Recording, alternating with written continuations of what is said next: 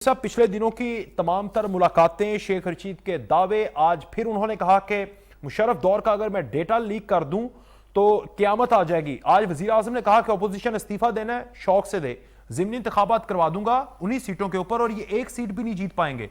और ये जलते हैं कि जिस तरह मेरी पॉलिसी के ऊपर मेरे पीछे फौज खड़ी है।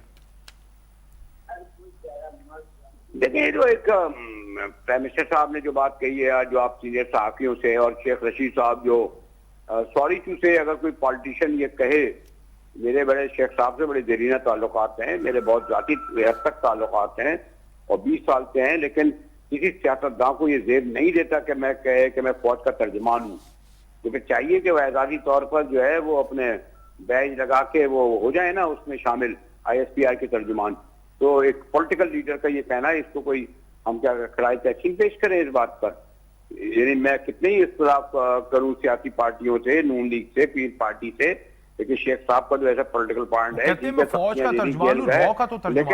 उसके बाद अगर वो ये कहें कि मैं फौज का तर्जुमान हूँ तो ये एक इंतहाई शर्मनाक बात है कि कुछ सियासतदान ये कहे।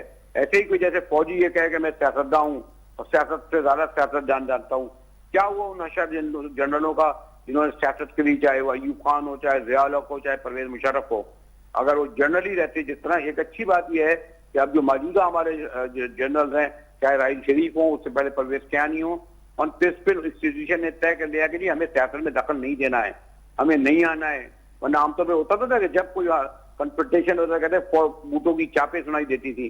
तो ये वाली बात अगर आप कहें कि शेख साहब के इस हवाले से, और मैंने कहा फिर भी मैं बहुत मोहतात अल्फाज में कहूंगा, शर्मनाक बात है ये शेख साहब का ये कहना है कि मैं फौज का तर्जुमान हूँ। वोट आपने आवाम से लिए हैं, कोई आपने कोई कंट्रोल बोर्ड ने तुम्हें के वो हैं मैंने जी। अच्छा सर, ये जो मुलाकातें हुई हैं मुस्लिम लीग नून की, नवाज शरीफ की तकरीर, फिर नवाज शरीफ का ट्वीट आपने देखा होगा जिसमें उन्होंने कहा कि आइंदा कोई भी हमारा नुमाइंदा या तो मिलेगा नहीं, अगर मिलेगा एलानिया होगा, पार्टी की हिदायत के ऊपर ही मिलेगा, मैं हिदायत जारी कर रहा हूं। मोहम्मद जुबैर की मुलाकात हो, शहबाज शरीफ साहब की मुलाकातें हों, बाद में शेख रशीद का रिवील करना, शहबाज शरीफ का एडमिट करना, एहसन इकबाल का कहना कि नहीं, मोहम्मद जुबैर का कहना कि वैसे दोस्ताना मुलाकातें हैं। आप इस सारे हालिया जो मुलाकातें हुई इसके ऊपर आपका तजिया क्या है? देखिए, तो मैं आमतौर पर कोशिश करता हूँ कि बाजारी जबान इस्तेमाल ना करूँ, यानी मुहावरे की जबान में इस्तेमाल करूँ, लेकिन सॉरी टू से, क्योंकि मुझे इससे अच्छा कोई वर्ड नहीं मिल रहा, कि फिर भी मैं बसत एहतराम ये कह रहा हूँ कि अगर जो मियाँ साहब के बयानिया या मियाँ साहब ने जो कहते हैं ना, दूसरा लफ्ज इस्तेमाल नहीं करूंगा, प्याज भी खाए वो अपने आप मुंह से कह दें क्या हुआ, इन्होंने दोनों काम किए। अंडरस्टैंड जी? क्या है दूसरा मुहावरा? तुम कह दो, मैं नहीं कहूंगा प्याज खाना, उसके साथ क्या खाना, इन्होंने दोनों करे। अच्छा। ये बताइए कि मोहम्मद जुबैर जो साबिक गवर्नर सिंध था, जो जनरल उमर के बेस साहिबजादे थे, वो 26 अगस्त को एक मीटिंग करते हैं, 7 सितंबर को दूसरी मीटिंग करते हैं, फिर 14 सितंबर से लेकर 20 सितंबर तक और भी मीटिंगें होती हैं अपोजिशन और उन लोगों की। और इस दौरान जुबैर साहब ये कहते हैं, और DG/ISPR के बयान को तो मैं मुस्तरद समझूंगा कि वो कहते रहे कि मियाँ साहब के केस पे हमदर्दाना गौर करें, जिसपे DG/ISPR को दो टोक कहना पड़ा कि आर्मी चीफ के हवाले से, कि उन्होंने कहा कि हम ये अदालत का मामला है, मियाँ साहब का सियासत का मामला है, पार्लियामेंट में जाएं। इसके बाद ये जब इनको दो टोक जवाब मिल गए 26 अगस्त से लेकर, फिर मियाँ साहब ने 20 सितंबर को अपने इफ्तिताई इजलास में, जिसमें आपने गौर किया होगा कि बाद में तमाम सियासतदानों ने मुतदिल गुफ्तगू की, और नवाज शरीफ साहब ने ये कहा कि जनाब इमरान खान से हमारा मुकाबला नहीं, इमरान खान को लाने वालों से है। मुझे हैरत होती है कि आप जनरल हजरात या ये लोग जब नून लीग के कायदीन आते हैं तो उनसे ये पूछें कि मियाँ साहब को कौन लाया था, कौन लाया था, आपको पता है ना? जी जी। 85 में जनरल जीलानी लाए थे रेडी ऐसा उस वक्त के ज़िया उल हक के, और फिर ज़िया उल हक ने कहा था ना कि मुझे उम्र लग जाए, मेरी उम्र लग जाए नवाज शरीफ को। और फिर आपको ये भी इल्म है ना कि अगर 88 के बाद जब भी जलसे होते थे जनरल ज़िया उल हक के, तो नवाज शरीफ कहते थे मैं जनरल ज़िया उल हक का मिशन पूरा करूंगा। फिर बताइए, ज़िया उल हक का क्या मिशन था? कोड़े, औरतों को हुदूद ऑर्डिनेंस, सियासी मुखालिफिन को खत्म करना, ये था ना मिशन। ये साहब की तो ये ख्वाहिश थी, वो तो इसलिए नहीं हुआ कि भारत एक पॉपुलर लहर की शक्ल में बिने जाएगी। तो ये मुझे शर्म आती है कि हमारे पॉलिटिकल लीडर अपनी लीडरशिप दिखाते हैं उससे ज्यादा मीडिया को मैं मुर्द इल्जाम ठहराऊंगा जो तारीख से वाकिफ ना हो, पात्र हो, और ये शायद पार्टी बन जाते हैं ये लोग।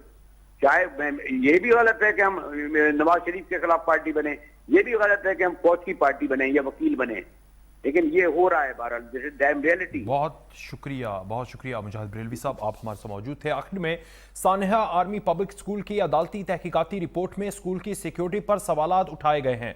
सुप्रीम कोर्ट ने सानहा आर्मी पब्लिक स्कूल की अदालती तहकीकाती कमीशन की रिपोर्ट आम करने का हुक्म दिया है। सानहा एपीएस की अदालती तहकीकाती रिपोर्ट 525 सफ़हात और 4 हिस्सों पर मुश्तमिल है, जिसमें स्कूल की सिक्योरिटी पर भी सवालात उठाए गए हैं, जबकि इस धमकियों के बाद सिक्योरिटी गार्ड्स की कम तादाद और दुरुस्त मकामात पर अदम तैनाती की निशानदही भी की गई है। रिपोर्ट में कहा गया कि दहशतगर्द स्कूल के अकुब से बगैर किसी मज़ाहमत के दाखिल हुए। धमाकों और शदीद फायरिंग में सिक्योरिटी गार्ड जमूद का शिकार थे। सानहा एपीएस जो कि 2014 में 16 दिसंबर को हुआ था पेशावर के अंदर, जहां पर बड़ी तादाद में बच्चे, जो 150 के करीब बच्चे और वहां पर असातिज़ा, उनको दहशतगर्दों ने शहीद किया था। उस हवाले से ये रिपोर्ट है जिसमें सिक्योरिटी गार्ड्स ने मज़ाहमत की होती शायद जानी नुकसान इतना ना होता। रिपोर्ट में मजीद कहा गया कि अफगानिस्तान से दहशतगर्द मुमकिन तौर पर महाजरीन के रूप में दाखिल हुए। गश्त पर मामूर सिक्योरिटी एहलकार दहशतगर्दों की जानिब से जलाई गई गाड़ी की जानिब गए। गाड़ी को आग सिक्योरिटी एहलकारों को धोखा देने के लिए लगाई गई थी। गश्त पर मामूर सिक्योरिटी एहलकारों की दूसरी गाड़ी ने पहुंचकर दहशतगर्दों का मुकाबला किया। रिपोर्ट के मुताबिक सिक्योरिटी की 3 परतें गेट पर मौजूद, गार्ड्स इलाके में पुलिस गश्त और क्विक रिस्पांस फोर्स 10 मिनट के फासले पर मौजूद थी।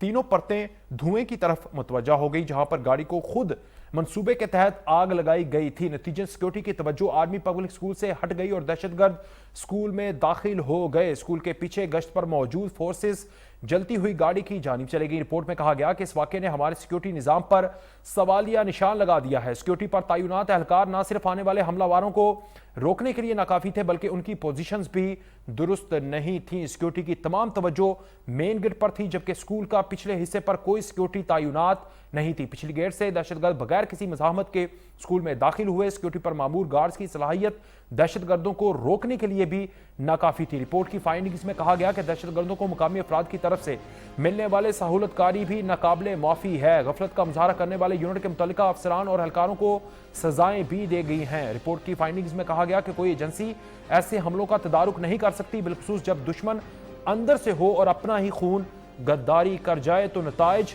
बहुत संगीन होते हैं। आज की टॉप से इतना ही, कल तक के लिए इजाज़त दीजिए। अल्लाह हाफ़िज़।